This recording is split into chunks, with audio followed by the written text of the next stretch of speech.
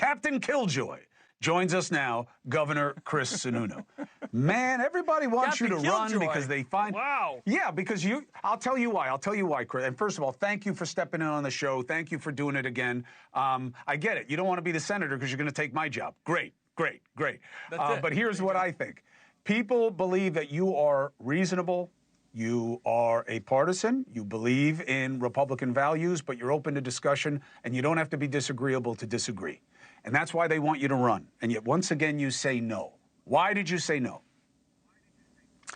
Look, it's more of a personal decision and a family decision than anything else. I had done my 8 years as governor. That's 4 terms. That's kind of a lot here, and I had really committed to the private sector. The only reason I kind of reconsidered, to be honest, I kept that door open.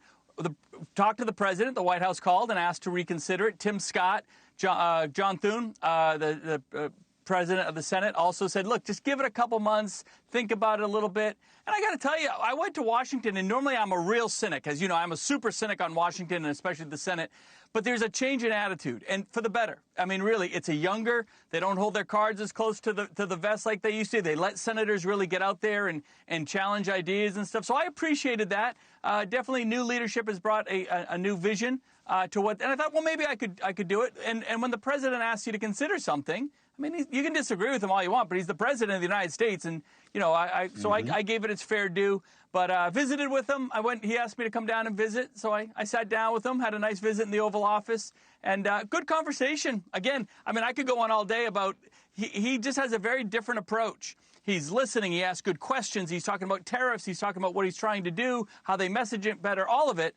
And I'm a fiscal hawk. And they're trying to be fiscal hawks. They're trying to talk about balanced budgets and efficiency in government and making tough decisions. And, you know, politics be damned. We're going to actually try to get stuff done for the country. I love that attitude. But I keep coming back to just not right for my family, looking to enter the private sector. And to your point, it would definitely cramp my ability to guest host on one of the greatest talk shows on American television right now. So I didn't want anything to interfere with that. It's the best show on NewsNation right now. At 8 o'clock. So, Chris, what did you tell the president? I'm not your guy? I talked to the White House this morning. Yeah, I sent him a nice personal note, thanked him for his confidence. It was very nice of him to say very nice words just a couple nights ago, but I didn't want to drag it out. You know, this is a winnable seat. New Hampshire's open seat is going to be in play. Doesn't have to be me. We're a purple state, as you know, right? We have a lot of Republicans and a lot of Democrats, but lately we've only had a Democrat voice, a very left progressive wing of the party representing us in D.C., and there's no question the citizens of New Hampshire are like, whoa, whoa, whoa. If we're going to be purple and we're going to be bipartisan, let's have a bipartisan voice. So whoever that Republican candidate ends up being is going to have a real opportunity in the general election. All right. So when they start fighting over the budget, obviously you and I will be having discussions about what the priorities are and whether they're really acting like fiscal conservatives or not. They are certainly not with this tariff policy. This is not what conservatives want to see, and it does not seem like it was well thought out in advance. Am I wrong?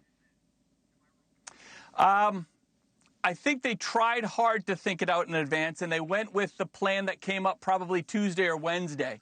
And that was, again, we're tariffing an island with penguins, and we're hitting Australia. That's a hard one to explain. Even Canada, where there really was a massive imbalance. That's a hard one. That's a big deal for us in New Hampshire. That's a hard thing to explain because everyone's like, wait, aren't they our friends? What's wrong with Canada? And you got to go into the nuance of it and stuff. I'll say this. I'm more of a free trade guy. Fair trade's fine. I'm more of a free trade guy. I appreciate they're trying to play the long game, right? They're not just thinking about, they knew they were going to get politically hit. They knew the stock market was going to take a bit of a dip, but they're trying to play the long game on the manufacturing side. And look, I don't think they're trying to bring all the textiles back to America, but they're focusing on minerals, batteries, electronics, steel, aluminum, things that we have, things that we can and should do well. And that's where I think they're just trying to play a long game for that working class manufacturing base. And look, we can agree or disagree whether it's going to work, but and I agree with Musk. I'm not a fan of Navarro. I think Navarro's an idiot as well. But to your point, I think it's a very good point. They should have been a little more methodical and made it a little easier to explain, because it's not purely a reciprocal tariff, but a little easier to explain, kind of the hows and whys of what they're doing. So I don't mind necessarily what they're doing, but again, the messaging just isn't terrific. Hey, thanks for watching. Go to joinnn.com to find NewsNation on your screen. And don't forget, click the red subscribe button below to get more of NewsNation's fact-driven, unbiased coverage.